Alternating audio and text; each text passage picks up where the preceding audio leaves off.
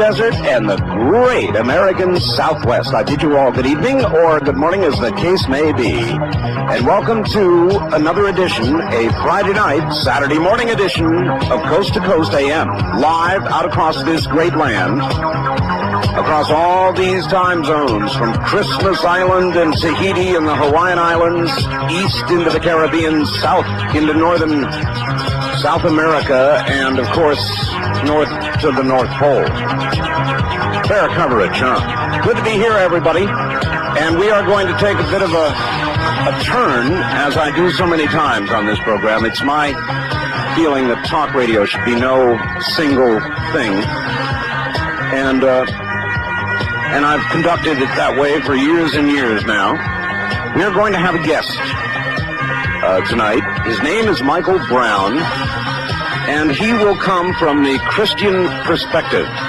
He has written a book called The Final Hour. Michael is an investigative journalist. He actually broke the Love Canal story. You remember that? And now author, I think, 2 times over at least since then. We'll tell you about his books, but this should reach out and grab you. The reports come from deep in the former Soviet Union, where towering apparitions of Jesus and Mary seem to announce the fall of communism. From the damp, windswept peat of Ireland, where visions are given of the crucifixion from war-torn Yugoslavia, where the Virgin has appeared since 1981, and a mountainside in Venezuela, where the sun pulses and spins and throws off colors of great splendor. During the past century, and especially the last 10 years, we on Earth have been experiencing a major supernatural episode. Reports of unusual events, spiritual events, coming from every habitable continent. That's a bit of a teaser, and he will explain what he means, and we will talk of many things in a few moments when Michael Brown is here. I think you're going to enjoy it. I think I am too. I am not a Catholic, but I've always thought Catholicism a beautiful, truly beautiful religion. And in just a moment, we will embark and find out the Catholic view of what's going on in the world. And you all know, with predictions and prophecy, and these are things we're going to touch on, by the way. I want to thank Virginia at Ancient Prophecies. We've had a wonderful relationship, for turning me on to Michael Brown. She's the one who is responsible for suggesting Michael as a guest. All right, let's do it. I think he's in New York. Let's try and connect with Michael Brown, author of The Final Hour and more. Michael, good evening. Well, good morning there, I guess. Good morning. Nice to be with you, Art. Good to have you. Michael, where are you, actually? Albany, New York, actually just north, about 8 miles, about 3 miles north of New York City. Albany, New York, near the Big Apple. Old Cuomo country, but he's no longer here. No, but he's still on our TV screens. Yeah, he still pops up, doesn't he? Yeah, I think he's selling Doritos with the ex-governor of Texas. It's better than selling some of the things that were sold here. All right, Michael, let's, instead of reading, I've got sort of a bio on you here, but I thought I would let you tell us what you have done and how you have come to The Final Hour. In other words, what is your history? You were a journalist, right? When I started out, I was a newspaper journalist, local reporter in Niagara Falls, involved, like you said, in the exposure, the breaking of the story of the Love Canal toxic waste dump, as well as the entire situation of hazardous waste across America. I wrote a book back in 1980 called Laying Waste that kept me busy for 10 years afterwards, traveling around warning about this danger. And I lived in New York City for much of my career. I wrote a book on the mafia. I wrote another book on the environment. I wrote a lot of science articles.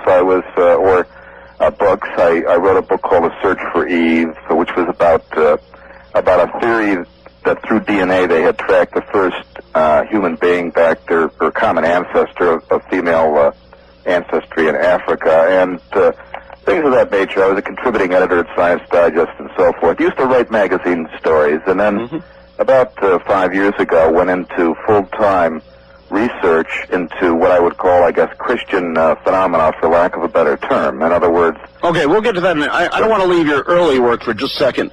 We've got plenty of time. Radio is such a luxury. Michael, the Love Canal thing. Mm-hmm. I've read and heard so much about that. I can only imagine, and would love to have you tell us a little of what it was like when that story was breaking.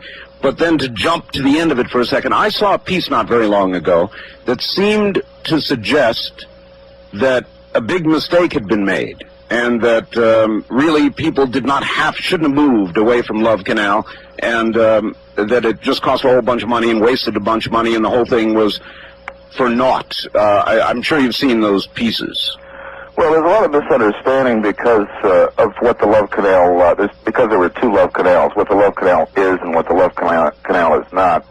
You see, in 1978, there was an evacuation of the 238 homes that were closest to this leaking chemicals. 2 years later, after a lot of protest, there was an evacuation of people who lived somewhat farther away and were not, in many cases, really in the type of danger those original inhabitants were, but were moved for really political and psychological, emotional reasons. And it's that outer zone that parts of which they're thinking of re-inhabiting or are re-inhabiting and making it seem like Love Canal was nothing. A lot of hot air, but it wasn't. It was toxic air, and those homes closest to Love Canal could never be re-inhabited because they don't exist. They've been bulldozed over and dumped in a special landfill. So there's a lot of misunderstanding. Could a person live at ground zero today, or is it still basically uninhabitable? Absolutely not. There's a huge fence that makes that a zone of contamination for good.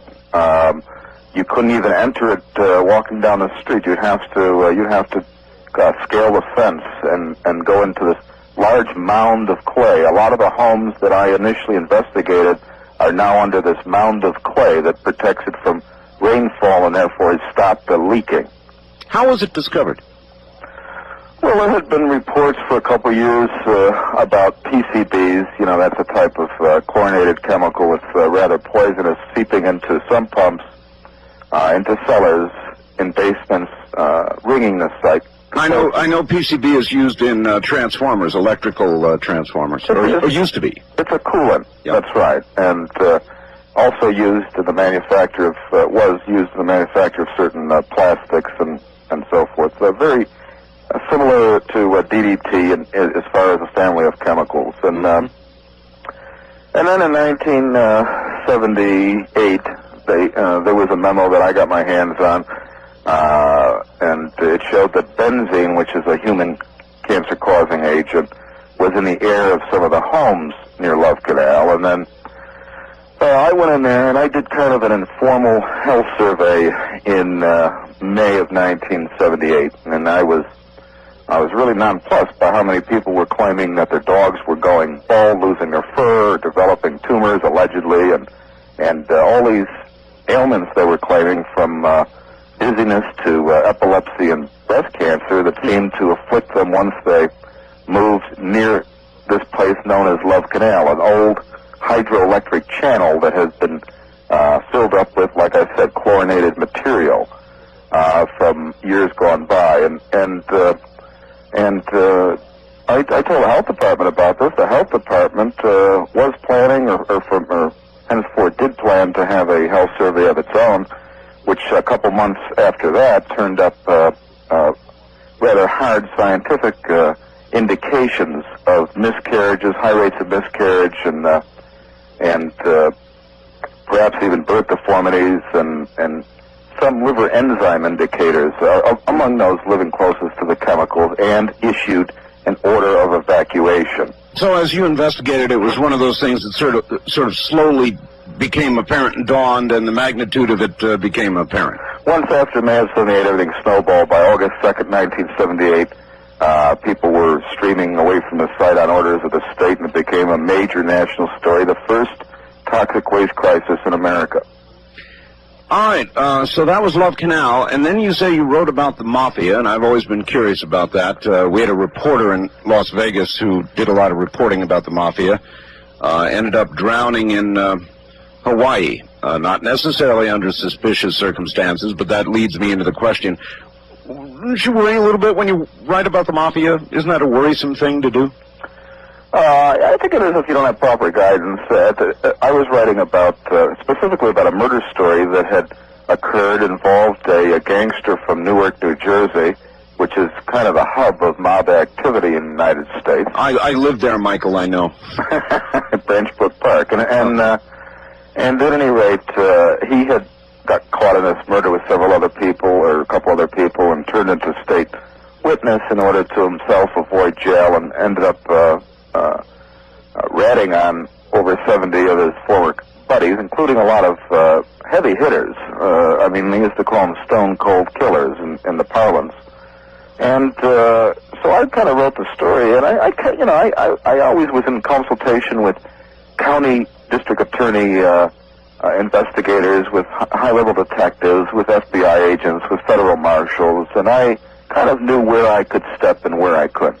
Mm-hmm. I thought for a moment when you said, with the right consultation, perhaps, you went to the equivalent of the Godfather and got his blessing to do the book. No, what I did is I took the other approach. I took the approach that the Godfather was a lot of hot air, and that these people really are basically just scum of the earth. And I got on shows like Kathy Lee and Regis' show back when it was just a local New York show, and said as much. Mm-hmm. And lived. And lived. Did you ever, tell me, did you ever get, any dead horse heads in bed with you, or even something lesser, letters or threats? No, there was a jewel thief from Miami who threatened to hurt me if I put his name in my book. That'll do. All right, so, let's find out then, how in the world do we get from that sort of secular, serious, investigative reporting to something like The Final Hour? How do you make that trip? Well, in I was born a Catholic. I fell away from the faith, I guess, around late junior high, in junior high school and high school, certainly in college, even though I went to a Jesuit university in New York City. And for years afterwards, I was in, I guess you'd call it that fast track on the Upper East Side of Manhattan, and with no time, certainly, for Sunday Mass or anything of the sort, which was kind of considered superstition. But in 1983, in the middle of writing that Mafia book, by the way, I had a series of experiences that, to me, indicated that there was actually a force of evil in the world. Not just, I think a lot of us think of evil as a generic term, something that means negative, people who do what's not right, criminals and so forth. But, to think in terms of actual evil force, a devil or real evil, the devil. Yeah, and I started to have experiences indicating to me that it was a real force. And, of course, I was close enough to it writing about it. And these experiences, including a rather dramatic dream I had, ended up turning me into a full-time Christian writer.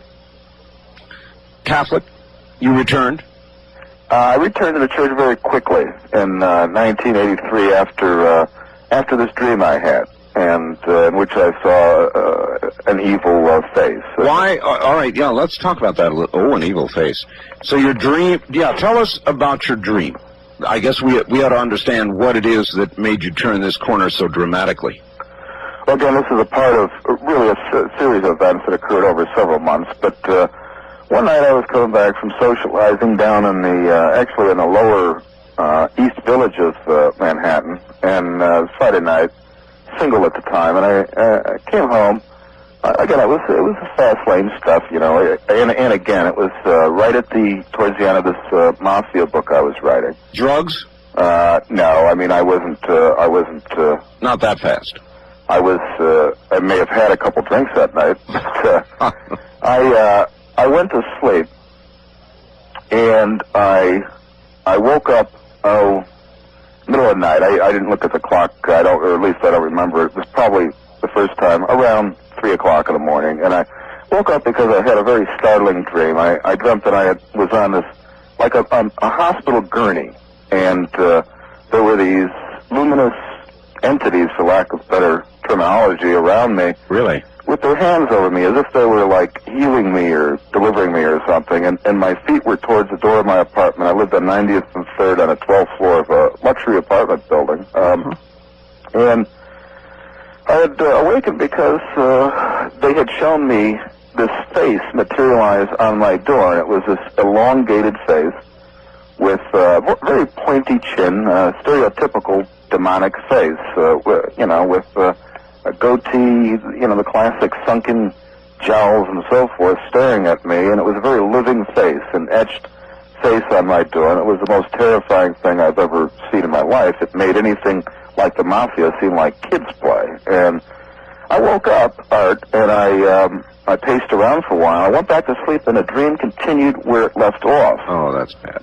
And I asked one of the entities again who it was, and he said his name was Michael, and I associated them with being angels, and showed me this face again, and I woke up again, and I was up for an hour just terrified. When I went to bed again, the dream continued where it left off. It was a three-parter. Oh, and brother. This time I was told to say vanish, and I woke up, I remember, I was beside myself, and I think it was the very next day I went to see a sister of mine in Stamford, Connecticut, and my mother had been by there recently visiting, and she said, "Ma, I left you something. I'm staring at it right now." I said, "What's that?" And she went upstairs in her condominium and came back down with a statue of the Archangel Michael. And that was kind of at the beginning of my conversion. I started to go into church again quick. I see. I can understand that. My gosh, what an experience. I'm recalling, Michael, and again, I'm not Catholic, but the beginning of the genre of the movies was The Exorcist. No movie ever scared me as much as The Exorcist. And I guess it was because it involved the church, and it all seemed so very real. So I've got a question for you. Do those things go on? Yes, but with greater frequency than the movie indicates, and with better success.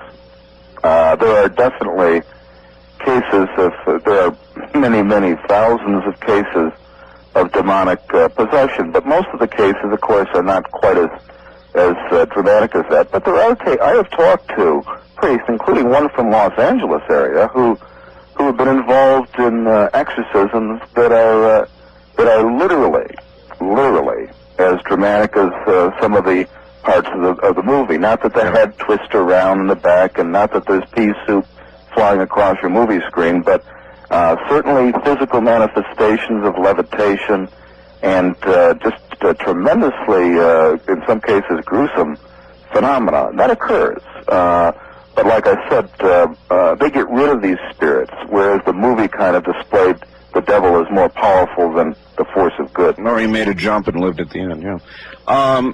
Do you think that's what you saw in your dream? Was it a manifestation of evil, of the devil, or of yourself, or the evil within you, or what was it? A combination. I think it was showing me literally that the devil was at my door. That, when you brush against evil, it leaves something behind. And all of us fool around with evil forces when we, basically, I don't want to be preachy, that's for others to do, and I'm not very good at it, but that's what happens when we sin. We start to, and we do this as a society, too. You can become possessed as a society. We begin to invite him in. Listen, we got a break right here. We'll be right back to you, Michael. Michael Brown is my guest. More in a moment.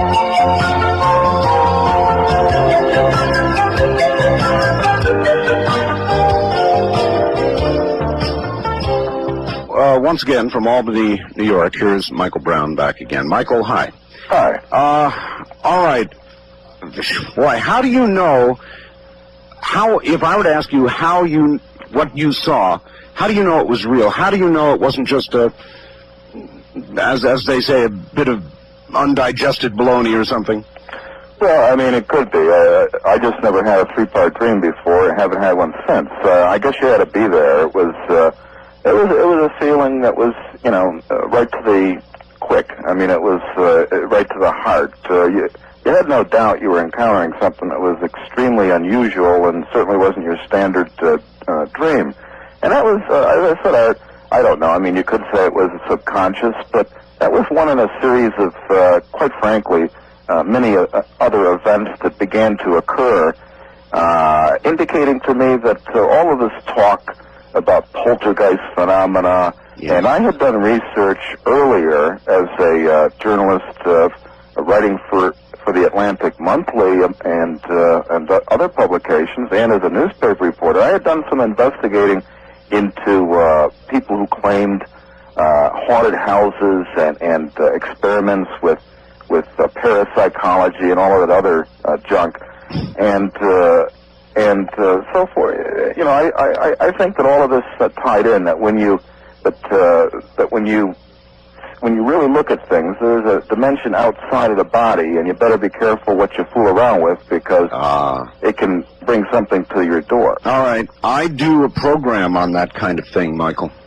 It's called Dreamland, and it deals with UFOs, and it deals with life after death.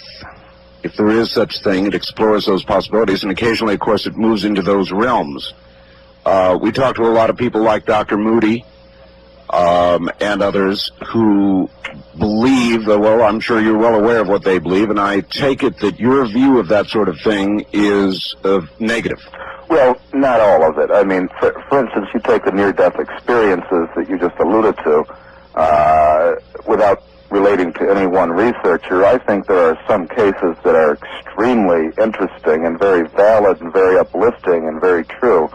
We have to be careful, Art. I mean, I know parapsychology inside out. I mean, I was to Mind Science Foundation. I interviewed J.B. Ryan, who coined the expression ESP. You know, I mean, I used to investigate scientific experiments with this stuff and wrote a book about it. And I understand that a lot of it is valid, but a lot of it can get into occultism, and that degenerates very quickly into New Age and witchcraft and all of these other things that you have to be very careful about. We'll get to that. This is the end of... What is the best evidence that there really is a God? What would you say? Well, geez, to me, there's so much evidence. I guess life itself is the best indication to me. I mean, to think that all of this organization came out of chaos is ridiculous. I mean, what are the odds that just a mass of water and soil would produce the high-level organisms that we see all around us and that we are ourselves? Like I said, I did a book called A Search for Eve, which was on these theories of evolution. I went to Africa. I went to cave sites in Israel. I went to DNA laboratories in Berkeley out in your neck of the woods, and also out to Hawaii, looking at all this evidence. And what I found, really, Art, is that scientists have no idea what happened or how this could happen. They all they may pretend in some of these textbooks that they understand evolution, but they really don't. And so I think that the miracle of life itself is the best evidence of God. How long do you think we've been on Earth? Man, that is. I don't know. I mean, if you believe in their dating techniques, radiocarbon dating and thermoluminescence, I mean, I guess you could argue that modern man, anatomically modern man, has been around for 100 to 200,000 years, and in kind of an ape-man form for hundreds of thousands of years previous. Well, you're an investigative journalist. Do you believe that generally, or do you believe that man has only been here, say, 6,000 years? I don't know about the 6,000-year figure. I think that was devised by a clergyman back several centuries ago in England. But well, a lot of people cling to it, Michael. I know they do, and I wouldn't cling to any dates, but and that goes for any realm. I don't believe too much in radiocarbon dating anymore. I saw a case. I went to interview Richard Leakey, who's probably the foremost fossil hunter in history, and indeed one of the major scientists on the face of the planet Earth. And he had a famous discovery called Skull 1470 that made the cover of Time magazine, and then a short while later he said, oops, we were off by a few 100,000 years or so. And, of course, that didn't make the cover of Time magazine. But I'm very skeptical when they try to say something is 1,000,000 years old or 200,000 years old. Do you think it would be easier, or is it as easy to accept that there is a God as it is that there is a devil? Are you convinced? Now I know what you saw on your door. God is more subtle than the devil is. The devil kind of comes crashing around. I think all we have to do is look around us right now in American society to see the footprints of old Slewfoot. I mean, not to be facetious about this, but there are a lot of manifestations right now. You turn on MTV and it's like peering into a witch's coven. I mean, there's satanic symbology throughout our musical culture right now, and witchcraft rites, and there's a lot of stuff going on everywhere. Whether it's the crime rate, the criminal justice system, which is turning out to be very interesting right now, isn't it? And oh yes, and just a lot of bizarre events going on that I think are leading up to some type of high point event. I think that we're seeing a rise in societal manifestations of actual metaphysical evil. I don't want to use too many polysyllabic words here, but all right. What does the final hour mean? The final hour is talks about the final hour of our era, and what I say in the book, I report on various prophecies from around the world, a lot of them coming from the Catholic realm, including apparitions and alleged apparitions of the Virgin Mary. That's right. That say that we're approaching, as I said, some type of major series of events, and that are going to break down or purify us, break down this evil, purify us from this evil, and lead us into some type of major reawakening. And I think that we do need a wake-up call. Are these the final days? The final days, to me, implies the end of the world, or the end of the Book of Revelation. And I'll say this: I think that we're going through parts of the Book of Revelation, but I never would say that we're approaching the end of the world. We're approaching the end of an era, and therefore it is the later days of an era. You wrote, during the past century, and especially the last 10 years, we on Earth have been experiencing a major supernatural episode. Now, give me an example of what you mean. The apparitions, the Virgin Mary, is it bigger than that? Last night, for example, on this program, Michael, we had caller after caller from New Orleans, Louisiana, where crime is so far out of control. They had over 420 murders last year. It's a fairly small city as they go. The police department is just got corruption all the way through it. They're trying to do something about that. We've got kids killing kids, 7-year-olds throwing, 11-year-olds throwing 7-year-olds out of windows. I watched a black guy look into a television screen the other day and say, look, I don't care about my own life, and I don't give a damn whether I live or die. I'm already resigned to the fact that I'm going to die, so if you ask me what I think about your life, you can only imagine. Sure. And, of course, New Orleans is also a great center of voodoo. There's these manifestations. I even look at things like what we're seeing with the legal system in the O.J. Simpson case. That sounds nearly trite, but it's not trite. It's a very major thing going on right now. We're starting to see just how wayward our society has become. And I think, quite frankly, that when people say, well, what are these prophecies about? What's going to come? I say that, first of all, they're starting to materialize before our eyes. We are already seeing the precursors of events that will probably occur. And I think California right now is the center of this activity. Oh, boy. As far as actual warnings. I mean... I had on the show not long ago Michael Scallion, Gordon Michael Scallion. I'm sure you know of him. I've heard of him. You've heard of him.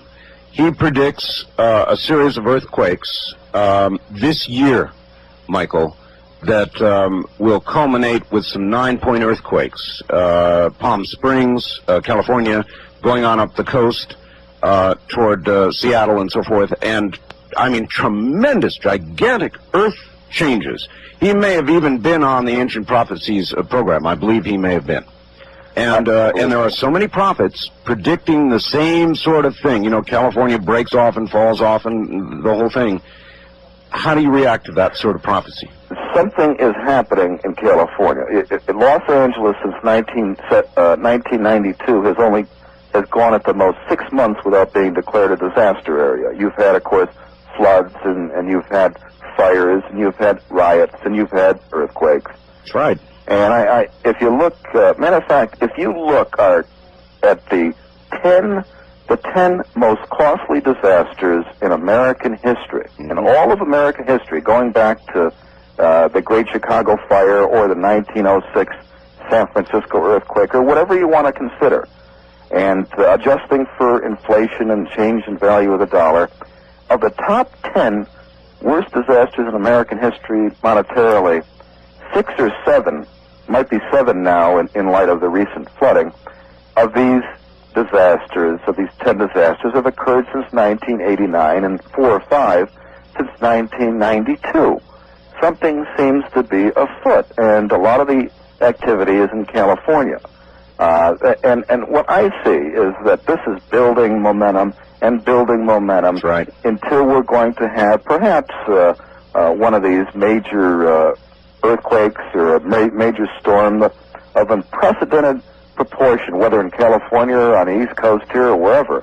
I even look at this earthquake in Kobe, Japan. The name Kobe means the doorway of God. In Japan there, where 5,000 were killed, and you start to wonder, is God trying to tap us on the shoulder before stronger medicine?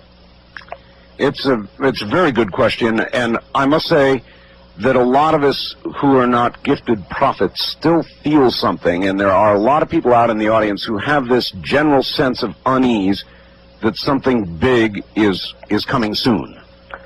I see that everywhere. We see that. I do a lot of research cross-denominationally, in not just the Catholic realm, but also the Protestant realm, and I've interviewed Jews, and I've interviewed all kinds of different people, and there is a common thread. There is this feeling, this unsettled feeling, that something is going to give soon, or a series of events are going to give soon. A lot of us are kind of waiting, perhaps a little bit too obsessively, about one major event like an asteroid or the big one in California or a tidal wave somewhere. But something. But I think that we're going to see a lot of regional events of perhaps unprecedented proportion in the coming years and decades, all leading up to some type of high point event. And we can discuss that later if you want. But, yes, indeed. A lot of the prophets I talk to, again, and I talk to many of them, seem to suggest that prophecy is not a done deal. Scallion said it, others have said it, that there are many possible courses or roads that we could, or realities or dimensions, or however you want to phrase it, that we can move down, and that we don't have to move down the one toward the big disaster. That's true. We believe that from the Catholic perspective also. We're told that. Now, I know that there are a lot of non-Catholics who have all kinds of misgivings about apparitions that we claim come from the Virgin Mary. And I understand some of their complaints and considerations and so forth. But I've been to a lot of these places, from, like you said, the former Soviet Union to Medjugorje to South America, and at some of these places, the Virgin Mary gives secrets that seem to pertain to future events, and sometimes she directly prophesies. And this is what she says. This is exactly what she says, that these are events that will come if we continue what we're doing now. There's always that if. They're conditional prophecies. They can be changed, just like in the Bible, prophecies could be changed. When Jonah warned Nineveh, it was if Nineveh did not repent, it would be destroyed. And Nineveh, at least initially, did repent and wasn't destroyed. I think we're at the same place right now. Yes, although as I look at our present direction, I see no change of course yet. It looks like we're headed straight down the highway to doom. and more so Europe and other parts of the world, even in the United States. But it's really becoming flagrant here, and we better shift course, or I think the Lord is going to shift course for us. you also wrote, whether you're a believer or disbeliever, Catholic or Protestant, Gentile or Jew, you're about to enter a series of unearthly events, call them alleged events, unlike any reported in 2,000 years. Now, there's always a lot of jitters, I guess, when centuries turn the page. And, I forget what they call it, millennium madness, I think. Yeah. So how much of what's going on right now do you think is that? How much is really a problem headed toward 2000 here? Well, a lot of it is millennial madness. A lot of it is psychological. I don't associate it with the year 2000 so much as a change of era that could occur after the year 2000 or before. It could occur tomorrow, for all we know. We have to be careful because these are human time frames, and things don't work like that in the supernatural. If you hear a prophecy that gives specific dates, usually it turns out to be a joke, something wrong, kind of a deception. And so I don't put too much stock in the year 2000, but I do believe that in the next few years or few decades, we are really going to see some enormous events, unless things change very rapidly. All right. You actually went to the physical locations and investigated some of these events regarding the Virgin Mary that the rest of us, Michael, have only heard rumors and talk and stories about. Was it real? Medjugorje in former Yugoslavia is real, and I've been there 4 times now. How can you say that? Why do you say that? What did you see that convinced you? Well, I got to say, too, when I first arrived at this place, where it said the Virgin Mary has been appearing to 6 young people since 1981, since June of 81, I thought it was a case of collective hysteria for the first few hours I was there. Matter of fact, I was disgusted at myself for flying all that way. But before I left 5 or 6 days later, it was the most incredible experience of my life. And it's the feeling of peace there. You feel like you're not on the planet Earth. It's somewhere between here and heaven. This tranquility, the power of God. I saw the sun do stuff that I didn't think the sun could do. I realized this is kind of a supernatural phenomenon, because the sun certainly couldn't have been doing this, or else everybody on Earth would have seen it. But it was throwing off colors and pulsing, and there was a disc that moved in front of it. And a disc? Like a disc that... not a UFO or anything, but just something that seemed to be shielding the sunlight, so you could stare at the sun for 10 minutes without blinking, and without seeing sunspots. And instead of sunspots, at one point, in association with Medjugorje, I saw these reddish, purplish hearts floating across my field of vision, and just I saw other aerial phenomena while I was there, not UFOs, but rather more like the signs and wonders described in the New Testament. And I think really the most impressive thing was just this feeling in your heart of peace. Here you are in the stony hinterlands of Yugoslavia, with nothing around, with no pools, with no TV, with no air conditioning, a lot of times with no heat if you're there during the cold months, and you didn't want to leave. And a peasant village that's right out of pre-World War II, and I mean, where people still used horse and buggy or horses to cart around their firewood. When you ask yourself, did I really see this, or did I see what I wanted to see? How do you answer it?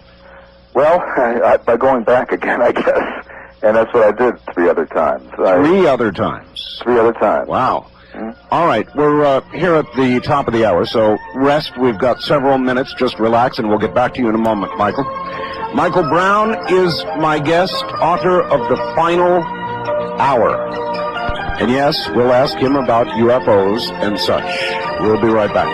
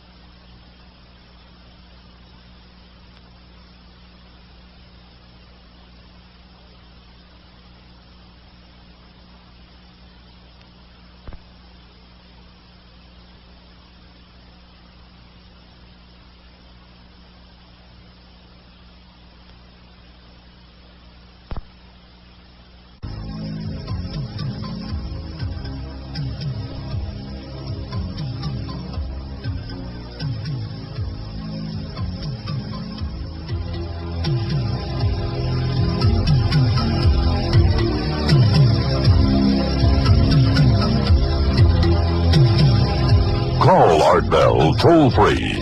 West of the Rockies at 1-800-618-8255. 1-800-618-8255. East of the Rockies at 1-800-825-5033. 1-800-825-5033. This is the CBC Radio Network. It absolutely is. I might add, celebrating now 150 affiliates for this particular radio program. That's 151. And for Dreamland, the century mark. 100 affiliates now for Dreamland. Good morning, everybody. If you are just joining us at this hour, we are discussing the final hour. Not of this program, but of mankind, I guess. The final hour. My guest is Michael Brown. He is a Catholic. He is was a secular investigative journalist. He broke the Love Canal story. He wrote a book on the Mafia. He's done lots and lots of secular journalistic work. And now he's writing books and reporting on spiritual events that are going on all over the world, particularly in the last and next decades. It is a fascinating subject, certainly, and I've got a fax here with regard to witchcraft. All right, back now to Michael in Albany, New York. Michael, are you there? Yes, I am. Here's a fact, and by the way, anybody wanting to send in a question for Michael, my fax number is area code 702-727-8499. 702-727-8499. Art, in the immortal words of Marcia Clark, I object. You have an interesting guest. I'm looking forward to hearing the rest of what he has to say, but he is a rather confused person about witches. Speaking as a practitioner of modern witchcraft, Wicca, witches do not worship Satan. Satan is a Christian heresy and very much part of the Christian theology. Wicca is not a Christian religion, and to us, Satan is simply a fictional character from someone else's literature. For a witch to worship Satan or use satanic symbols makes as much sense as would you worshiping Captain Marvel, Superman, or the Incredible Hulk. That's Paul down in Phoenix. You want me to respond to that? Yeah, sure. Respond any way you want. I would really draw a differentiation between Hulk, a comic strip character, and this tremendously nefarious force who is a real force in the world and in our lives, and also can cause a lot of supernatural phenomena.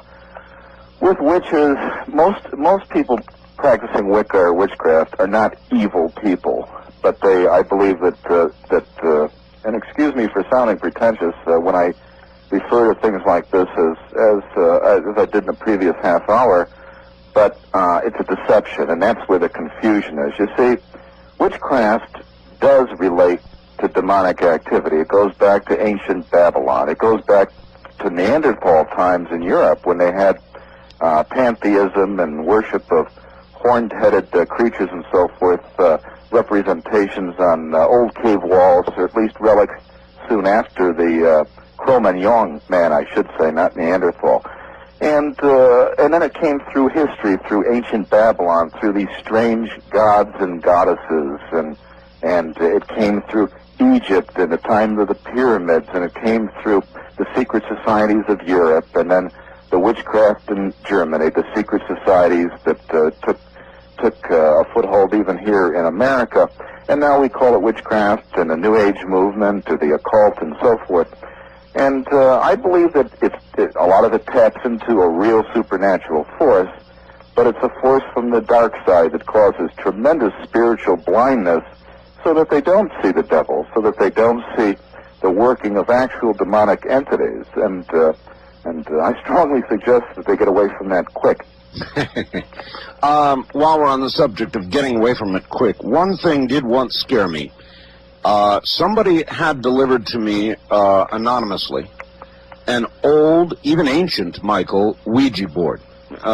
When I used to work in Las Vegas, up at the radio station, it was delivered to me. And it looked a zillion years old, and I guess it was. And some strange things happened associated with that Ouija board, and I didn't even play with the damn thing. What do you have to say about Ouija boards? Are they an invitation to the dark side? Well, it's like taking a bullhorn into downtown New York City to Times Square and saying, "Hi out there, anyone who wants to come into my parlor is welcome." I mean, would you do that? You know? That's what you're doing in the spiritual realm with a Ouija board. You're saying, whoever wants to come through, come on in. And guess who's going to come in first, you know? Mm-hmm. You have to be careful with that, with tarot cards, with astrology and so forth, because these are all things that are mentioned, even biblically, as being extremely dangerous and putting you in touch with wizards and witches and the dark side. And, again, I don't want to insult any of your listenership, but you have to be very careful with this stuff. I've seen phenomena with the Ouija board. I used to investigate that type of thing to see if there was anything behind it. I've been in the rooms when they turn stone cold all of a sudden, and everyone gets prickly skin, and it's a big thrill and everything, and these messages come through the board. But who's sending these messages? What are the fruits? What happens to people who fool around with this stuff? And the answer is that often they get into a lot of trouble. And you know, if you want to look at actual cases of possession, you'll be amazed how many of those cases started out with tarot cards or Ouija boards. You'll be amazed because, again, you're inviting something in that you don't understand. Mm-hmm. Another thing I don't understand, and I've struggled to understand, and I've done shows on it for years, UFOs. I finally saw one myself, Michael. I had a serious experience, close in.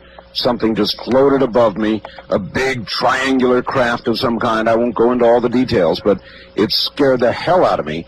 And it was either technology that we have developed and surely know nothing about, or it was from somewhere else. Or I don't know. I don't know what it was. To this day, I don't know what I saw. So many people, of course, you know, so as you know, millions of people have had these experiences. And I want to start out by saying that I hope I have an open mind in some regards, and I don't discount the possibility that a small percentage of these are extraterrestrial. But I'll say that I've seen tremendous indication that it's more of a spiritual phenomena than a physical phenomena. In other words, something from another dimension as opposed to another planet. And we have to, once again, we have to be careful of the dark side. We're told in the Bible that Satan will send lying wonders in the air. Wonders in the air were warned about biblically, as well as through some of these Marian prophecies. And I think that there was one study that indicates as many as 8 million Americans are claiming sometime in their lives to have been abducted by UFO-nauts. That's right. And I think if you look at the descriptions, that they're classic, it's classic demonology. These are entities that have the slanted eyes, they're little, they're mean-looking, they leave bad effects, they leave bad odors a lot of times. It's true. And they come through, they can go through the wall, they haunt you the rest of your lives. It's not like a craft landing from some other planetary system and visiting you once, taking a sample, and then heading back for home. But rather, it's an ongoing spiritual phenomenon. And therefore, I think that it's part of this supernatural episode. I think that we are seeing, Art, actual manifestation and materialization of forces of good and evil in direct combat. And we're on that battleground. We're in the middle of that crossfire right now. And that's why there's a tremendous interest right now among the American people in this phenomena, because they're seeing it. 79% of the American people believe in miracles, according to the Gallup survey last December. Yes, sir. And that's because they are seeing things like this. Some people are seeing UFOs like you did. Some people are going to Medjugorje like I did. Some people are having experiences with angels. Other people are having dreams or are noticing that weird things happen with Ouija boards. But, Michael, yours was clearly spiritual. Mine was such a gray area. I saw a craft, something that almost could not have been of this earth. And so I'm left wondering, out in the middle of nowhere, what it was. But your experience was kind of spiritual and seemed very clear. I know, and I've run into people, including a brother of mine, who saw this craft pretty low in the sky, not too much higher than a house, go over his head. It was enormous one time, years ago. And again, you think, gee, it seems mechanical, doesn't it? But you don't know with this type of phenomena. But again, maybe it was. How do I know what you saw? How do I know? I know from the type of person you are that you saw something. But I couldn't pretend to know and explain exactly what it is you saw or what a lot of people have seen. But I do know that the descriptions of quite a few of these cases reeks of spiritual phenomena. All right. I know you investigated telekinesis, didn't you? I did. That phenomenon. Right. Is it real? I mean, are people able to move things or affect material things with their mind? Well, they're certainly able. Yeah, I believe the short answer is yes. And the long answer, and I won't make it that long, is that I've been in laboratories where they did experiments with what they call random event generators and found out that people could divert the randomness of these machines against odds of up to, I think it was 10 billion to 1 against chance. These atomic type machines are machines run on thermal noise. So there's a lot of evidence for that. But once again, you got to be careful because I used to think of it as just a scientific pursuit, another power of the mind, some kind of electrical dynamic coming from the brain. Yes. But it often isn't. Often you got to be careful because it can come from the dark side with a certain entity playing games with us. So just like games are played with UFOs and Ouija boards and everything else. Isn't there a danger, Michael, that coming from the Christian perspective, you would tend to perhaps miss something that is real and has a scientific explanation, and that you would miss it and tend to label it from the dark side? Yeah, I mean, I think that can happen. I think that anyone from any perspective none of us have the whole picture, and we are narrow in our own ways, and I probably have done that in cases. But I'll tell you, Art, I mean, when you're talking about something like the Ouija board, I've been there. I've seen it. I know what happens with that. It's not good. For example, if extraterrestrials, or what some would think as extraterrestrials, were actually to ever land, and the door opens up, and the little green or gray guys, or whatever they are, walk out, I am convinced that enough Christians in this country would be absolutely convinced they were devils, that they'd be filled full of lead and they'd never make it to the bottom of the ramp. Well, that might be. Again, I think I said that I don't discount the possibility of life on other planets. As a matter of fact, it seems to me nearly absurd that Earth would be the only inhabited planet. But I hasten to add that when you have 8 million people claiming these experiences, that something's happening. Something's happening, but I don't think it's from outer space, because I think that there would be, if it was extraterrestrial and it affected 8 million people, we would have seen a lot more of it. In other words, we would have had a lot more physical evidence. There are many people predicting that there will be many beings, many craft, and many people talk about 1995, believe it or not, and the years between now and the year 2000 as having, I'm sure you've heard these rumors. I certainly have. One more very important thing I want to ask you about. I've had a zillion calls here about events going on in California, Oregon, up the coast, people picking up hitchhikers. Oh, yeah. And you know where I'm going with this, of course. I wrote about it. And there's something about the hitchhiker saying the horns are about to blow or whatever. Mm-hmm. Gabriel's trumpet. That's right. That's why I call it my new book, The Trumpet of Gabriel. Uh-huh. Because I looked at that hitchhiker phenomenon. And what do you conclude? I don't know what is going on. You know, it's a classic case, whether it's California or the state of Maine or all across the country. People are claiming that, and I interviewed some people who actually picked up the hitchhiker. Oh. You know, and claimed to have picked up the hitchhiker, who, you know, says Gabriel, the trumpet is approaching Gabriel's lip, or Gabriel is lifting a trumpet to his lip, or Christ is coming soon, or whatever. and then, as you know, disappears from the back seat of a car. Right. And we have to remember that this type of hitchhiker phenomenon has been reported since the 1880s in this country. It wasn't cars back then; it was the horse and carriage. But I can't fathom it. It's I don't know where it's coming from, but I do know that it's too widespread to be nothing.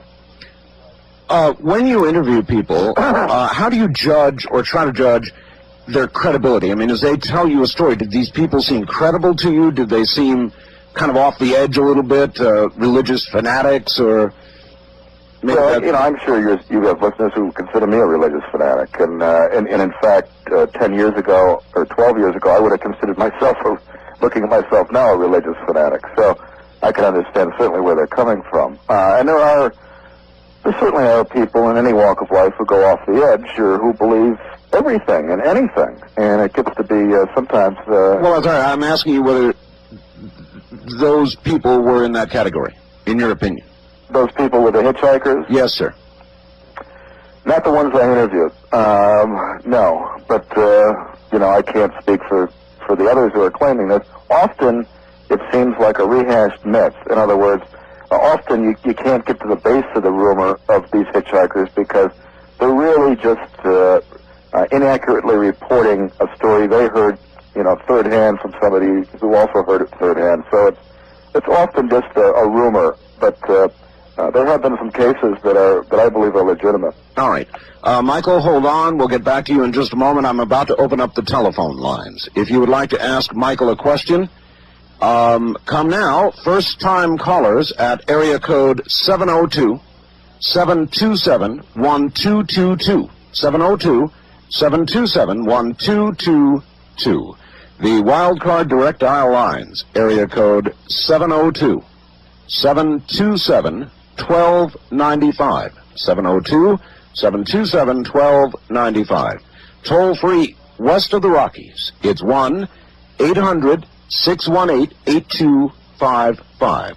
1-800-618-8255. East of the Rockies, 1-800-825-5033. East of the Rockies, 1-800-825-5033.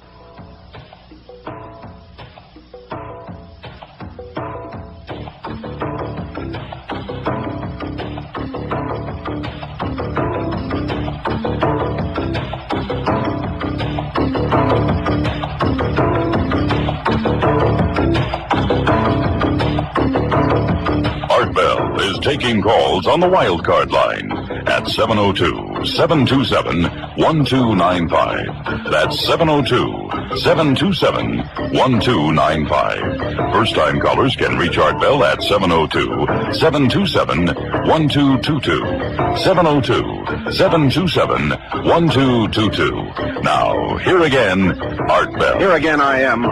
Here's a fax just got in from Mike Brown, and I guess myself. Message. I was asleep at 2 a.m. when your show starts here in Ohio, and in a dream I was sitting next to you and you were reading Michael Brown's book to me. My wife and mother were also in the room. You took a break from your reading. You gave me the book so I could look it over. The book was very old and shaped like a frame, like a picture frame, with small print on aged paper with a hollow center area. In the center area, there was an old doll and loose rose petals. I woke up with a start, and there you were, introducing Michael Brown. And Michael Brown is my guest, and my faxer wants to know if he interprets dreams. And actually, in view of how he got started on this journey, that's probably a pretty good question, and one we will pose with your calls in just a moment. Dreams. Dreams were a big subject in the O.J. Simpson trial. They came up, in fact, with a witness again the other day, Michael, and your journey, the present forum, was launched with a dream. Do you interpret dreams, or have you attempted to have yours interpreted?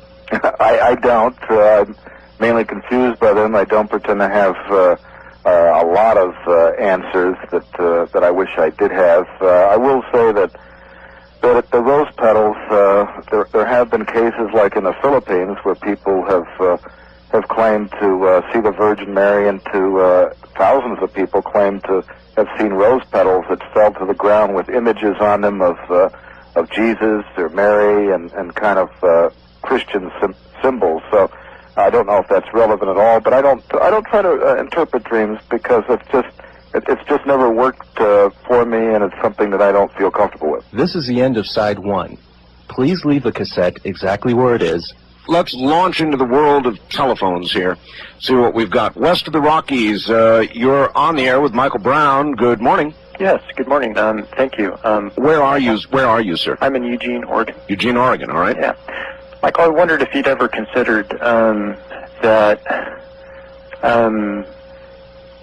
my own belief is that we create our own reality, and my own personal belief is that evil doesn't really exist except in our minds. And like people that you meet, we're all capable of what we would consider evil acts, but we're innately good. There's nothing innately evil about us as people. And I believe the same is probably true of other spiritual entities. I've had experiences in out-of-body experiences, and I've had experiences that scared the heck out of me. I was, with a positive attitude, I was always able to, overcome and move beyond. All right, well, it's a good question. Let's frame it this way. Evil, each one of us with individual evil possibilities within versus real evil. And you are convinced, Michael, there is real evil. I am, and I think there are too many coincidences. Let's start with the word evil. What does it spell backwards? It spells the word live backwards, and I think that that's really a good definition of what evil is. It twists things around, turns them backwards. I think there's too much consistency, whether it's with Charles Manson and all of the symbols associated with him, or going back centuries before to witches in Germany, or like I said, centuries before that to pagan times in old Egypt. Consistent symbols like the swastika that come through old Babylon right to the Nazis and to current-day skinheads who do a lot of evil deeds. I think that there's just too much consistency to say, oh, it's an artifact of our imagination, it's just a convenient way of explaining negativity, and that all we need is a positive frame of mind. I think your caller is right that a positive way of looking at things can transcend a negative experience. We call positive thinking faith. And I think with faith you can get above that. And I don't think that we should overly dwell on evil, but you do have to expose certain problems in order to find a remedy. And I think that saying that we construct our own reality, it's true to a certain extent. Through the way you act in life, you create your own reality. But I think you can go a little bit too far with that. There are certain things that exist. They're time-honored. Whether or not they're spoken of in Moses' time or in our own time, there are tremendous similarities in the spiritual realm. And I'm telling you right now that if the caller could have seen some of the things I've investigated, I don't think he'd have any doubt about the existence of an actual metaphysical force. All right. Well, if that's true, then you mentioned Charlie Manson, and I've always thought he, too, when you look at him, that man is evil. He's the embodiment of evil. There's no question about it. But then, should there not be a defense in the American justice system that basically says the devil made me do it? Well, I don't know. I mean, I'll say this, that a lot of times when the devil's involved, or demons, because there's not just one. I used to think, well, okay, if there's a devil, what do I have to worry about? There's nearly 6 billion people on this planet. What are my chances of being the next Linda Blair? Mm-hmm. I wasn't really, I thought it was just kind of a freakish spirit. But in fact, that there's not just one spirit. There are millions of forces out there. And when you tap into those through sin, when you draw them to you because of how you're conducting your life, whether it's drugs, whether it's certain types of sexual activity, whether it's occultism, whatever it is, when you draw these forces into your life, you're going to draw with them some of this negative supernatural phenomena, and then you have to shake it. Michael, as a matter of interest, how many times or how many cases of possession have there ever been of people who are not believers? Well, I think that there's a lot of cases of that. Whether they're strict atheists or not, I don't know. Agnostics. I think you could argue that a guy like Hitler was possessed. I think just calling him a politically evil person or a negative person who created his own reality, well, I mean, it's true to a certain extent. But if you look at the Nazis, you will find tremendous occultism in the background of those Nazis. They were practitioners of witchcraft, of astrology, and things of this nature. So there's a running theme here that goes, I think, way beyond something that's just an artifact of our primitive imagination. All right. East of the Rockies, you're on the air with Michael Brown. Good morning. Good morning. Where are you, sir? I'm in Denver. Denver. All right. And I used to live up in Jackson, Wyoming. And I ran into a hitchhiker. And I wouldn't call myself I hate to use the term Bible thumper, but I'm not. But I picked up a gentleman one day north of Jackson. He was he had very Christ-like features as far as his hair and face. He was wearing a white shirt, tan pants, and sandals. And I gave him a ride up about 5 miles to the Jackson airport. He didn't tell me any gloom and doom or anything. He was very quiet, but as I let him out at the airport, I said, do you have, what you need you don't have any baggage. And he looked at me and he had these really piercing blue eyes, and he said, I have everything I need right here. And in his hand he was holding a Bible. And that was strange. I mean, I'm not... Hitchhikers. All right, well, I certainly... 8 years ago. I appreciate the story, sir. There's one for you. And you hear that quite frequently, especially when they describe the eyes. Of course, it sounds like the classic descriptions of an manifestation of an angel or something of that type. Angels are real? Oh, I believe so, yes. I've seen a lot of stories, Michael. They've had a lot of shows on about angels, guardian angels, that sort of thing. You believe in those? I do. I believe they're all around, and I believe that that's the positive side of all this. You got to be careful that it's not a deception, whether from the imagination or from another realm. But I believe that this whole explosion of people with angel experiences is another aspect of the supernatural episode in progress, the spiritual warfare. Okay, I'm going to tell you something, and I'm going to stick to my story here. Over the years, I've done programs with a fellow named John Lear. He is the son of Bill Lear, who invented the Learjet. He is a ufologist. He studied UFOs for a long time, and he has come in recent years to the spiritual side of the question with regard to UFOs. And he thinks, in fact, that they may be demonic in nature. And he said to me something once that I've never shaken, Michael. He said that he had good information and believed that when the choice comes, when you die, when you pass over to the other side, you should not go toward the light. He said the light is a trick. You should go toward the darkness. And I've never been able to shake that. I don't know. I still would feel a little more comfortable, I guess, with the light if it's holy. I think what you should do is pray.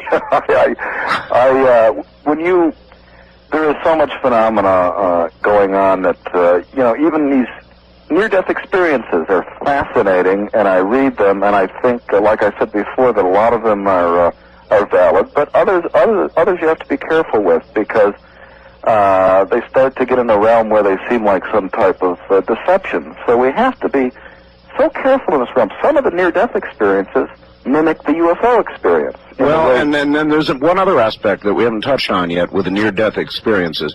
And they're not told, Michael, they're rarely told. But there are people who have near-death experiences that don't involve the light. They don't involve a good experience. In fact, just the opposite. They involve something very frightening, Michael. That's right. And what do they see? When they have these experiences in that tunnel, instead of seeing an angel of light, they see demonic faces and beast-like claws heading towards them, and they usually come back and change their lives. Yes. And in fact, I just read a book that's out now about a woman who had an experience that seemed like very close to hell. So there are positive and negative experiences after life, just like there are during life. Isn't that a little like the experience you had with that dream? Well, in the way of being a conversional experience, I would say yes. I felt that even though I wasn't involved in any evil in the way of, I was a reporter reporting on the mafia, and I had done some investigating, like I said, into psychic phenomena, which is now they call it New Age. Even though I wasn't involved in that stuff myself, I was close enough that I think that that the situation was becoming dangerous for me on a spiritual scale, and I think that's why I talk about it now, even a dozen years later. Is because, some of it was rubbing off on you? Well, it was I was getting too close for comfort, and I don't want to see other people go through the same turmoil that I had to go through to get out of it.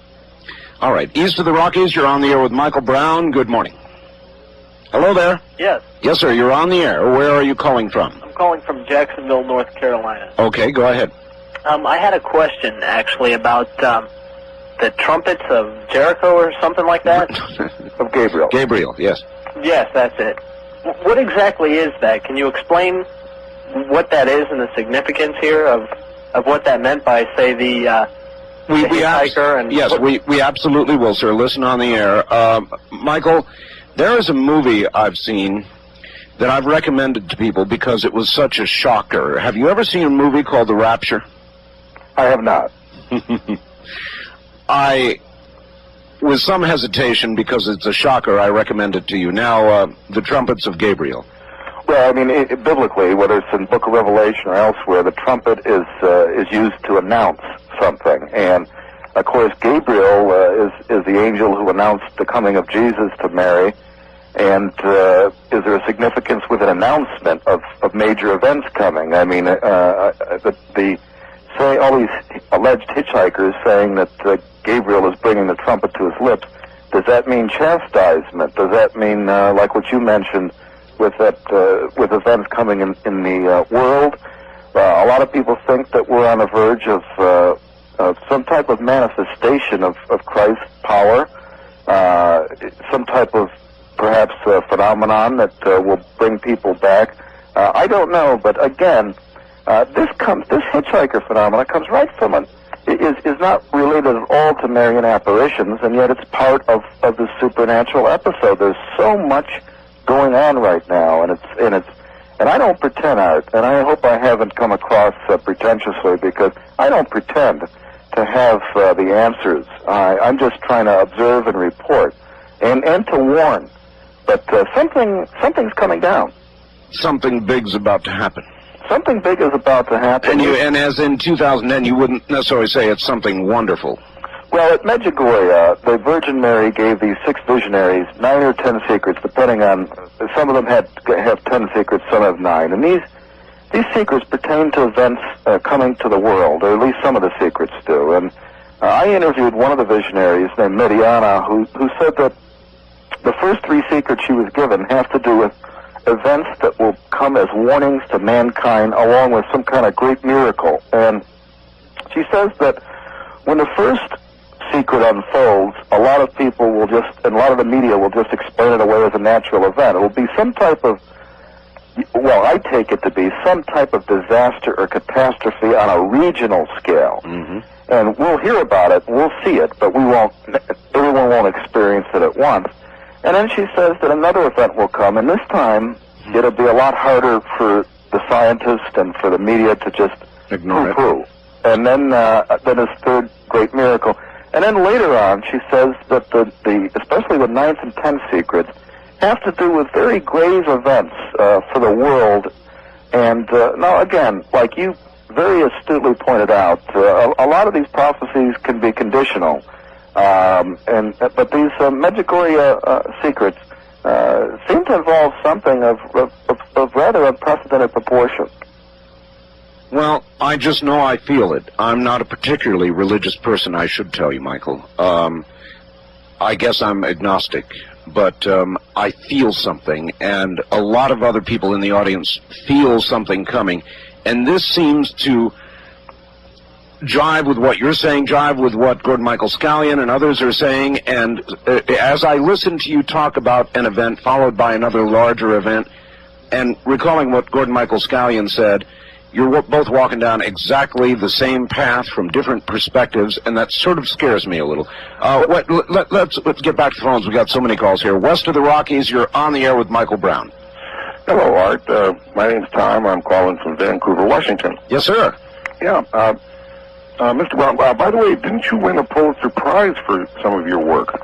The Lynn Canal work was nominated for the gold medal, and from my understanding, came in second, but they don't really have a formal second place. You can't verify that. You should have mentioned that, Michael. I had no idea. Well, being nominated and winning are two different things.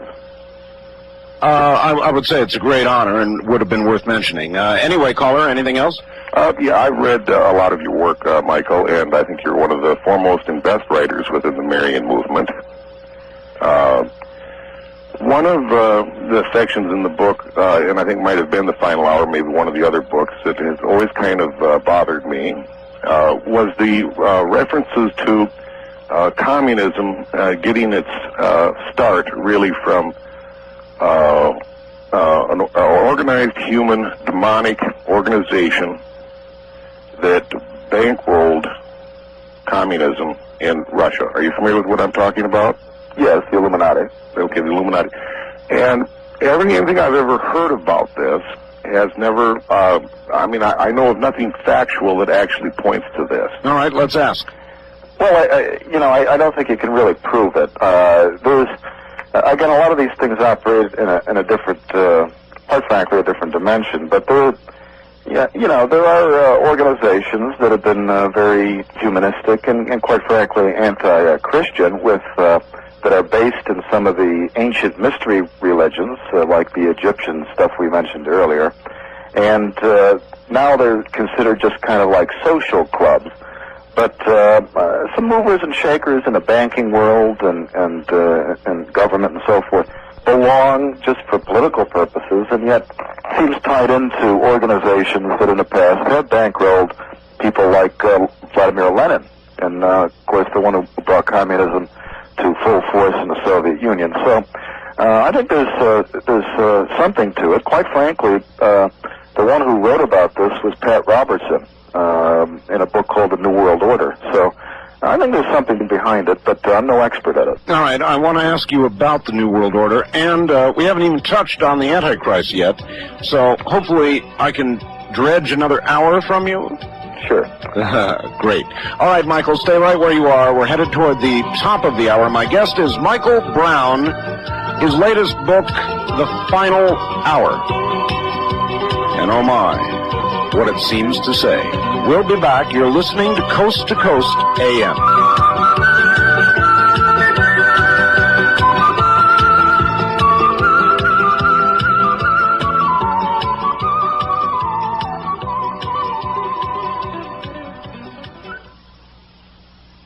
Way to launch into this hour. Dear Art, I'm a Christian with a very strong faith, but I've had odd experiences in the past few years and would like to ask Mr. Brown whether his investigations have discovered if there is any particular gemstones that are associated with Satan or any more associated with God. It seems strange, but I wear a large variety of gemstone jewelry, and certain ones make me feel anxious or depressed, while others give me an energetic, peaceful feeling.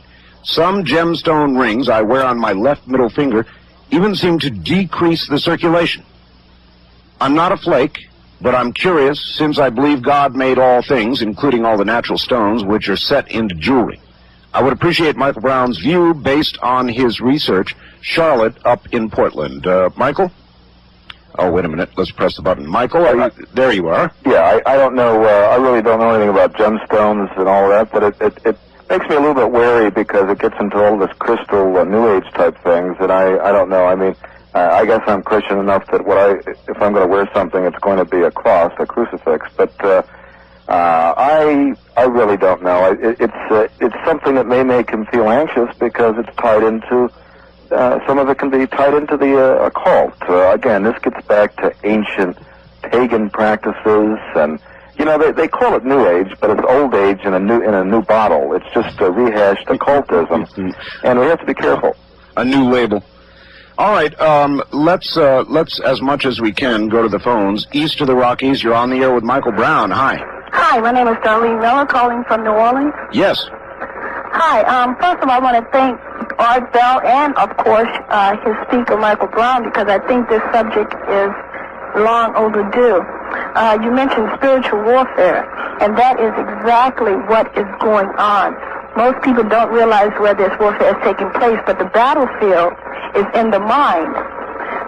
Well, I would also say in New Orleans, you're on the front lines. Yes, exactly. I called into a talk show about a week ago, and when I mentioned that, a lot of callers behind me called in and were furious. And that's the deception. They have been deceived.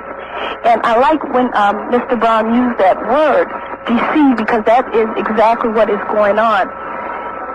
As much as I don't want to sound like a preacher or what have you, I think the more you get into the Word of God, the more He reveals to you the spiritual things, those spiritual mysteries, that you can begin to see spiritually the things that are happening, the things that are antichrist.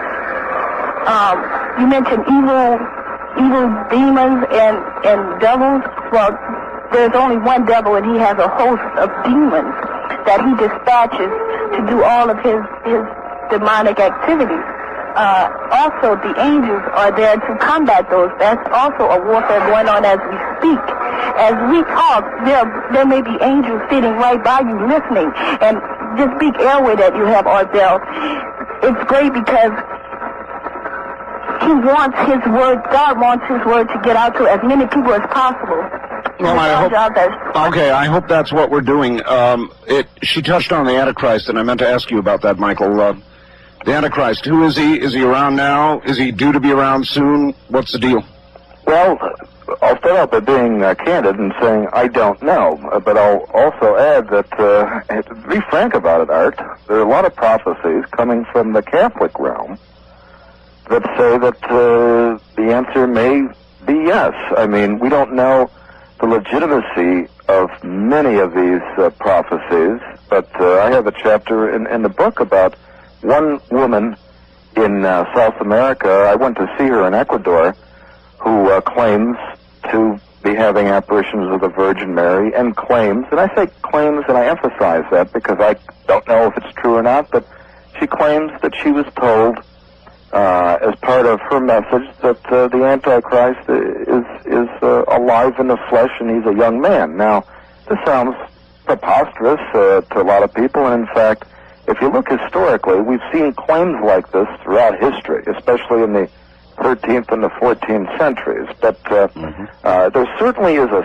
spirit of Antichrist rising right now, and one wonders if perhaps there is going to be a big shakeup. There is going to be this new world order, and there's going to be an attempt at one world religion, and then a lot of things are going to come down, both natural events, societal events like perhaps riots and chaos, and the spiritual events like perhaps some type of political leader who will, if not the Antichrist himself, will be some type of precursor. So there's just a lot of battling going on, and it's going to materialize more and more into the physical realm. All right. Economically, politically, I would say the New World Order is on the way, Michael. Anybody with any common sense looks at how things develop, and they develop first economically, and we are now hooked up economically without any doubt, if not interdependent, and the political changes inevitably follow that. So we're headed, toward a one world something. Does it have to be, in your opinion, evil? Well, it certainly doesn't have to be. Or will it be? It's very dangerous. Art, I got to be honest with you. I'm wary a lot of times of the United Nations and what they propagate. Indeed. Because if you have anything that can control the world from a single source, you have to be wary that single source is going to end up being evil. Throughout history, the world has never been united as one world, and you're right. There are movements in that direction. There are some frightening things that when you look at what's happening in Brussels with unifying Europe, when you look at the trade agreements and so forth. I don't want to be paranoid. Because I think we can start to be Chicken Little here sometimes. But on the other hand, look around you. What's going on here with this globalism? And what bothers me is that when you do have globalism, like the United Nations religious program, they have a spiritual program that tries to unify religion. They always try to unify it under pagan belief system, and there's a real anti-Christian bent. It's true. You've traveled to Medjugorje 3 times, you said, and around the world 4 times, and checked out people who have seen these apparitions.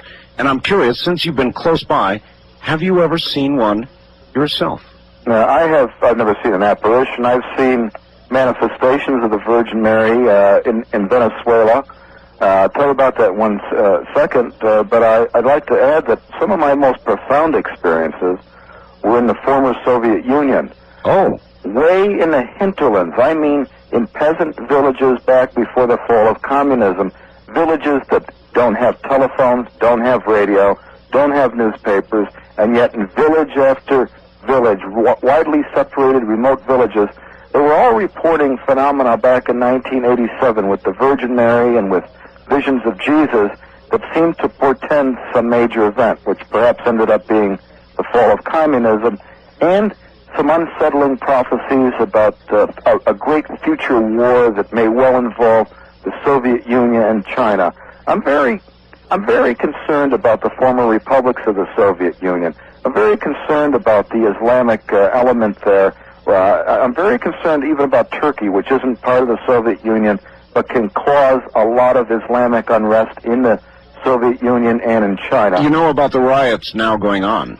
When I saw that recently, I said, watch out, because I've been wondering about Turkey for years now, and we have to be very wary of what could happen with these former republics of the Soviet Union, because when the Virgin Mary came to Medjugorje, it was in Yugoslavia, and in 1981 she came saying, "Peace, have peace, because if you don't, there's going to be," she implied, "a hideous conflict." And at the time, no one paid attention because Yugoslavia looked like it was going to make the easiest transition to democracy and capitalism. That's right. And right now we know what happened. It degenerated into a hideous conflict. Well, you have the same ethnic mix in the former republics of the Soviet Union, the same ethnic hostilities, but on a much greater level. And so I'm especially interested in the fact that all of these apparitions in the Soviet Union began on the first anniversary of Chernobyl, and I'm also interested in the fact, and this is a coincidence, that the word Chernobyl is a Ukrainian word for a bitter herb called that we would translate as being wormwood. And if you look in the book of Revelation, wormwood has a lot of implications. Yes, it does. Wow. What is striking to me, and you can't appreciate this because you did not, I had to send you the interview I had with Gordon Michael Scallion. You two are traveling down exactly the same roads, giving exactly the same warnings. It's just that you're coming from a Christian perspective, and he was coming from pure prophecy, if you will. Not connected, at least in his mind. Well, maybe it was. You two, though, are going down such a similar road that it's frightening. West of the Rockies, you're on the air with Michael Brown. Hi. Hi, this is Janae in Santa Rosa, California, KSRO. Yes. Michael, I'm very impressed with your credibility and your background. And the lady from New Orleans was quite right. This is spiritual warfare that we're in, and being so fleshly, of course, we take it that way and interpret it from that point of view rather from a spiritual. And the 2 comments I want to make are, one, the scripture is very clear that Satan will appear as an angel of light, because, I mean, if he appeared as the evil being that he was, he'd reveal himself and people would flee and not be deceived. And the question I have for you, Michael, is these apparitions of the Virgin Mary in various places, and I'm not denying that these things are occurring. What I'm pointing out is what I believe is the source. We're told very clearly in Scripture not to consort with the dead, that necromancy is against what the Lord wants for us.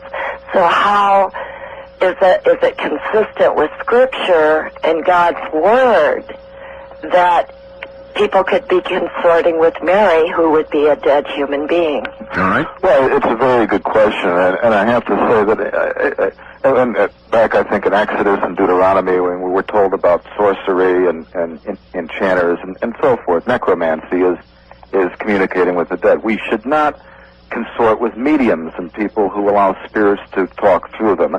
But I think you have to draw a distinction between occultic communication with the dead and holy mysticism. You look at Christ. Christ in his transfiguration spoke to the dead. He was still in human form when he spoke to Moses and Elijah. He had apparitions of Moses and Elijah along with a couple of his disciples. So there is a precedent for it, and I think that these appearances of the Virgin Mary are quite distinct from that type of occultism. Although I got to also tell you that there are cases of people reporting the Virgin Mary that turn out to be either products of imagination or exaggeration or spiritual deception. So that does happen. But I do think that we're right now in Revelation 12, and we're starting to begin Revelation chapter 13. And chapter 12 of Revelation talks about a woman clothed with the sun and appearing in the remote hinterlands like Yugoslavia. And I think that if you look back at that and what is said in Genesis about the woman putting her heel to the snake, the serpent's head, I think that we begin to form a precedent for what's going on. Michael, from AP down in San Diego, would you ask your guest his impression of Hal Lindsey's writings and Elizabeth Clare Prophet's teachings? Elizabeth Clare Prophet, from what I understand, is, and I don't know anything about it, but certainly a lot of people say that it gets into this New Age stuff, and I'd like to stay away from that. And Hal Lindsey's a Christian. He gets into a lot of biblical prophecy from the Protestant perspective or from the non-denominational perspective. He goes further than I do. He says some things in a stronger way than I would as a journalist. Again, as I mentioned, I can't sit here from my vantage point and tell you that we're in the last days, or that we're approaching some final coming or final judgment. But I will say that guys like Hal Lindsey are feeling some type of prophetic impulse, something like you're feeling too, Art. Yes. Something is coming down the pike, and yes. And we better be prepared for it. All right. East of the Rockies, you're on the air with Michael Brown. Hi. Good morning, Art. Good morning. Where are you? I'm calling from Fort Smith, Arkansas. All right. Michael, I have a question. In the book of Hebrews, it speaks in reference to vessels of destruction being created, almost giving the impression, and I wanted to find out your opinion, that we really have no choice and when it's all said and done. Do you know what I'm talking about? That we have not quite. Well, what it says that God created vessels of destruction as well as vessels for glory, meaning that there are vessels that were created for the dark side, and then that there were vessels created for light. And maybe you're talking about UFOs. Well, and that there is no choice. In other words, that there is no choice. That these individuals are predestined to be as they are. Is that what you're saying? Correct. Absolutely. All right. That's what he means. Well, there's so many references in the Bible to vessel. I just, while you were talking, quickly punched into my computer, and I think you can find the word vessel in 20 books, it says here.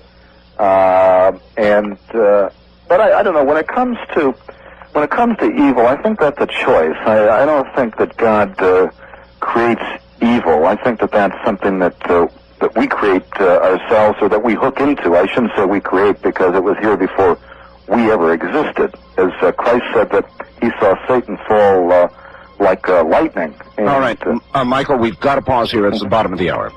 Michael Brown is my guest. He is the journalist that broke the Love Canal story.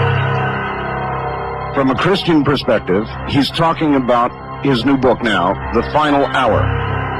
The century of good versus evil, and there is more, and we'll tell you, by the way, in just a moment, how to get this book.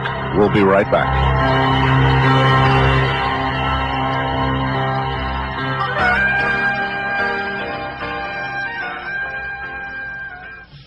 Line at 702-727-1295. That's 702-727-1295. First-time callers can reach Art Bell at 702-727-1222. 702-727-1222. Now, here again, Art Bell. Good morning, everybody. My guest is Michael Brown, an investigative journalist and now an author. His book, The Final Hour, is the one we're spending a lot of time with. Michael has a very distinguished background. He's in Albany, New York, and we will be getting back to Michael in just a moment. I've got a number of faxes, a number of questions, and we're going to find out, or in fact, we're going to pry the information from him about exactly how you go about getting his book. And because it is somewhat Christian in nature, you can't walk into any bookstore. I presume you can walk into some and get them. We'll find out exactly how you can get them, so get a pencil and paper ready. Now, once again, here's Michael Brown from Albany. Michael? Yes. Let's tell him how to get your book. I guess you can't walk into any bookstore and get it? Well, you can in some, but you can order it through Walden's, the Christian bookstores, the Catholic bookstores, and but in some parts of the country there's a problem because the secular stores don't often carry some of the Christian prophecies, even though the books sell as much as what they do carry. But there is an 800 number that's available Monday morning, and they can call that and get the book also. All right, let's give it to them. I'm going to try and say it here. You tell me if I'm wrong. I've got 1-800-576-6477. Yeah, that's 800-576-6477. Good. And they can call it Monday morning. That's right. And they can order either the Trumpet of Gabriel and or the Final Hour. That's true. Okay. All right, excellent. I'd like to, in the remaining time, spend as much time on the phones as we can. On the first-time caller line, you're on the air with Michael Brown. Hi. Hi, calling from Sault Ste. Marie, Ontario. Ontario, yes. Yeah, up in Canada there. Yeah, I just had a question, or actually a comment, I guess, for Michael there. This is about the Bible, the Book of Revelations there. It had this thing that was mentioned a couple times about this Babylon the Great thing, eh? And I just wondered if Michael, Mr. Brown there, knew anything about that, what that was or anything.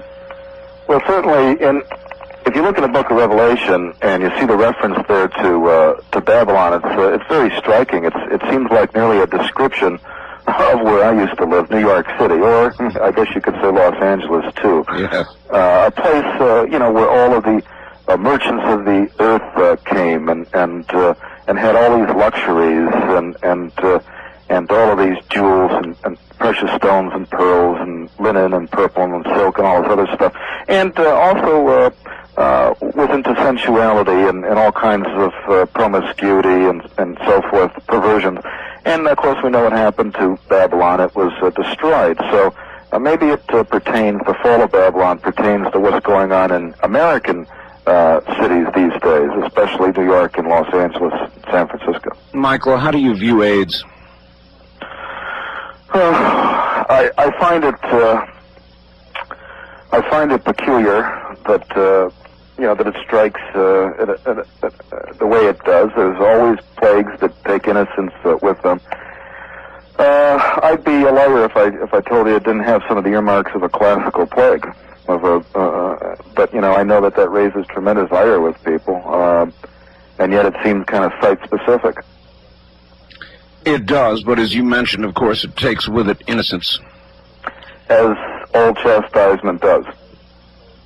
Here's the facts. My wife has been following the apparitions for some time now. She receives something called the Blue Letter. That reports on what Mary has revealed to the visionaries. Right. Since she began appearing, the message has been to pray, pray, pray, especially as a family. As a family, I'm sorry. Recently, she revealed to the visionaries that people have been responding to her plea for praying, fasting, and penance, and have in some way alleviated or decreased the degree of one of the 7 secrets which have been revealed to the visionaries. So, I guess, suggesting there has been progress?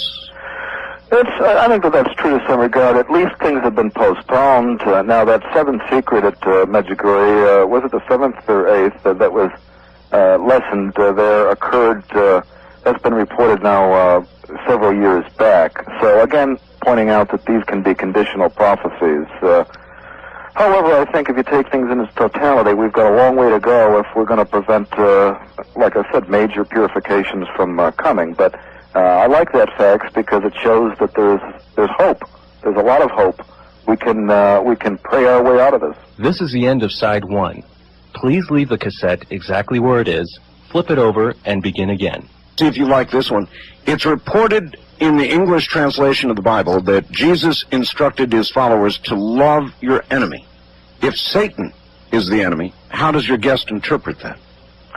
I think it's referring to human enemies, and he is not human, anything but. Indeed. All right. East of the Rockies, you're on the air with Michael Brown. Good morning. Good morning. I'm calling from St. Louis. Yes. Yes, Michael, I really like the way you communicate your ideas. I was wanting to, I agree with the lady from Louisiana and another caller who remarked on the spiritual warfare. And I'd like to boil it down further to the spiritual issue of control of the planet versus freedom of the planet spiritually.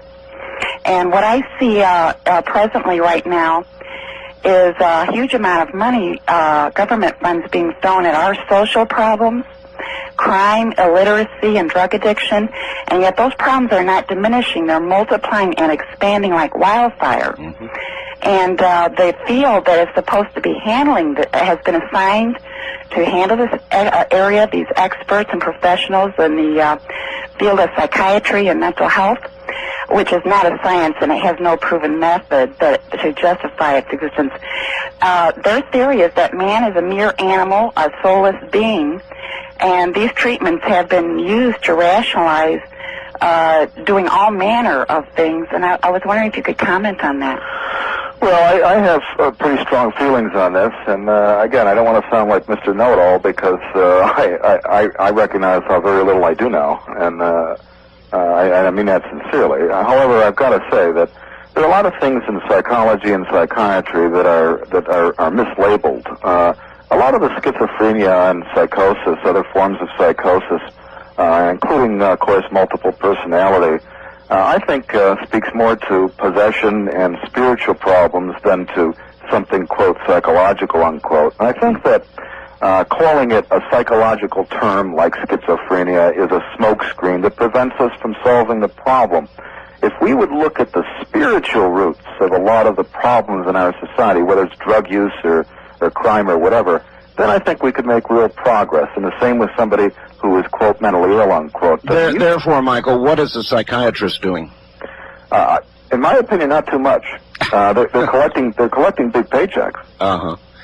But simply tampering about and stirring the evil pot, basically. Look at their success rate. I mean, I'd gladly compare the success rate of a deliverance minister or an exorcist with that of a psychiatrist or a psychotherapist. Well said. West of the Rockies, you're on the air with Michael Brown. Hi. Hello. No, you're not. First-time caller line, you're on the air with Michael Brown. Good morning. Michael, I have spoken with Arthur before regarding the enthusiasm the public has or around the world for killing its children, its fetuses.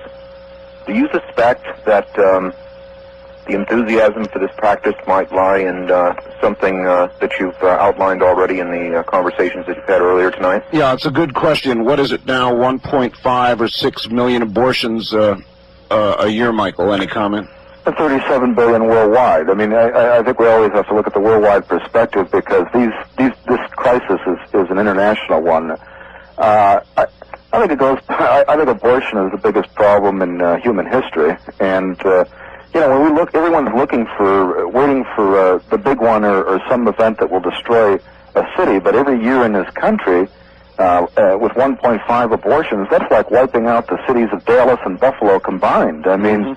So I think the chastisement in some ways is already here through our own hands. But I'll tell you, I mean, you get this constantly through these Marian apparitions and the most credible ones. If we don't stop this blood practice, which is really nearly a blood sacrifice, unknowingly, it's an unknowing blood sacrifice. If we don't stop this practice, then I think you can expect some truly, truly major events to happen, including in Western Europe with a natural event and in the former republics of the Soviet Union with warfare and natural disasters here in America. We're starting to see with Hurricane Andrew, with these bizarre storms that have hit the East Coast. We're always hearing storm of the century, storm of the century. It's true. California earlier this week, storm of the century geographically with so many counties involved. How many storms of the century do we need?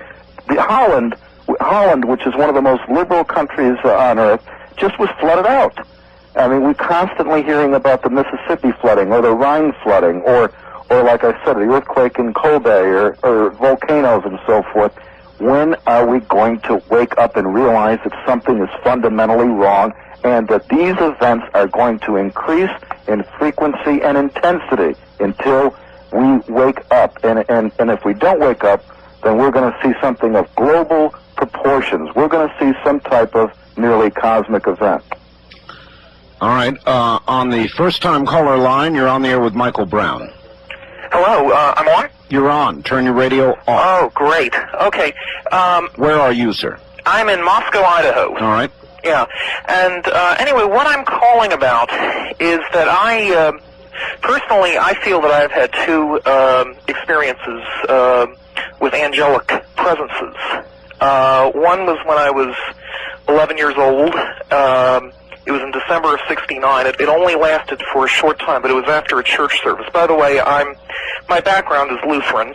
That's not to say that I'm a particularly good Lutheran, but I've always taken it seriously. But the second time that it happened was in January of '93, and earlier in that day I was in my university. I'm a graduate student. And anyhow, I talked, we were talking in class about the possibility of supernatural events being considered in histories. And anyhow, I mentioned about Medjugorje, that this was something that you had to take seriously. Not that I was any expert on it, but I knew a little bit about it. And, particularly the fact that there were predictions of a war. And, of course, this was in Bosnia. And we all know what happened there. So anyhow, I remember at the point that I started talking about that, there was a certain feeling of warmth that I felt within myself. And later on, when I came back home from class, I felt very. I really did feel like there was an angelic presence, incredible feeling of warmth, love, peacefulness, and. It stayed with me for, I would say, over an hour. And after that, I actually ended up writing a beautiful poem, which was published in a local publication, which had quite a bit of what you might call subtle religious imagery. But at any rate, I just basically wanted to come out of the closet and say that, this is for real. All right, thank you. Michael, are the incidences of this kind of thing increasing? And I'm sure you're going to say they are. How do we document that fact? Well, of course, as you know, with a fax machine and telephones and TV, things can seem more intense than they really are. And in recorded history, because they didn't have the type of communication system we have, and because they didn't have the recording and reportage we have, we can't really compare. But it certainly seems as if this much I could tell you with Marian apparitions of the Virgin Mary. I have spoken in the last 2.5 years in 108 last counts, 108 cities, and everywhere I go, I run into people who are having experiences like your other caller, or even stronger experiences visually, seeing things or hearing prophecy. And so I know that I didn't hear this 3 years ago, or 4 years ago, or 10 years ago. So something is definitely going on. Like you said, if nothing else, you can sense it. And if you talk to bishops and priests, they'll tell you that they've been around for a long time and they've never seen anything approaching this. So I think there's an objective reason to think that it is increasing tremendously in frequency and intensity. And I hope we heed the reason for this whole episode. All right. You don't have to answer this. I'm going to try to pin you to the wall a little bit here. Given no change in course, and I mean no change in course, and I don't think there's going to be one. I guess I'm pessimistic here. How long do you think we have before there is a major event? The Medjugorje visionaries said that they're going to live to see the secrets that they were given unfold. They're in their late 20s. They also, one of them said that before the events begin to unfold, that she will alert her spiritual director, who's a priest who's probably 55 years old at least right now, around 55 years old, which implies that he'll see the event. So, I mean, I think in our lifetimes, if we're in our 40s and 50s, certainly, but I think that as far as, I think even this decade, we're seeing things already, and we're going to see more and more as this decade, and as this century, as this millennium starts to approach its uncertain conclusion. So I'm not saying something's going to happen in the year 2000. I want to make that clear. We can, as you said, get into this millennial madness, but sure. But I think the next few years are going to be very interesting. And I think, I got to tell you, Art, I'll tell you straight from the shoulder, because that's the way I like to talk when I get in this realm. If America doesn't change course, and it's a good country with good people, with a good heart and a good spirit. It was founded on Christianity. And even Washington had an alleged apparition of a angelic or a female being, a beautiful being. If it doesn't change current course, America as we know it is going to basically dissemble. It's going to fall apart. It's not going to be recognizable in 25 to 30 years through not just natural disasters, but through societal chaos and rioting and economic problems. And I think you're going to see some very interesting economic things in the future, as well as all of these other events. I would again keep an eye on all kinds of events occurring in parts of the country as being precursors for larger storms and larger societal chaos, larger crimes. The knocks on the door will get more frequent, more urgent, and louder. Until the door itself is blown in. And I think that we may well see the breakdown of our technological society. In some ways, our society has become artificial. In many ways, it's become artificial. And I think that this artificiality is this plasticity, this plastic way of living, is going to be broken down, and we're going to live humbler and simpler lives. And I think that there's going to be widespread devastation through plagues and new plagues. If there's even a movie out right now called Outbreak, and I think we should pay attention to prophecy, not just from the religious realm, but also from some of our artists, because they too feel this prophetic impulse. I just read a book called The Hot Zone, and it scared the hell out of me. I read the same book, and it's incredible what a virus can do and what kind of viruses can mutate. Watch out for viruses. Watch out for viruses. In the last couple of days, there has been a report of this new flesh-eating disease in Minnesota, so there you are. Michael, it sure has been a pleasure having you on. Pleasure being with you, Art. And I hope lots of people call up and order your book. 1-800-576-6477, The Trumpet of Gabriel and The Final Hour. All I can say is, Michael, thank you. Well, thank you. It was a pleasure. It's been a great 3 hours. Take care, Michael. You take care, too. Okay, that's Michael Brown. And I hope you enjoyed it. That was a good, solid 3 hours. And by the way, those of you, and I imagine there are going to be many, and I'm going to have to ask for a little bit of patience from the audience. Those of you who would like to order copies of the program you've just heard may do so beginning now at the following telephone number. Please take it down. The number to order copies of this program, $19.50 for 3 hours, would be 1-800-917-4278.